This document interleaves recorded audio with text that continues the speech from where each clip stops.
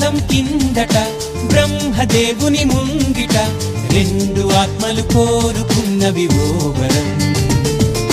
రూపురేఖలు వేరట ఊపిరొకటే చాలట ఆ వరాన్నే స్నేహమంటున్నాం మనం. కంటి పాపని కాపు కాసే జంట రెప్పల కాపలాగా నిండు చెలిమికి నువ్వు నేను నీడనివ్వాలి. స్నేహమంటే రూపులేని ఊహ కాదని లోకమంతా నిన్ను నన్ను చూడగానే నమ్మి తీరాలి. కొంతకాలం కిందట బ్రహ్మదేవుని ముంగిట రెండు ఆత్మలు కోరుకున్నవి ఓ వరం.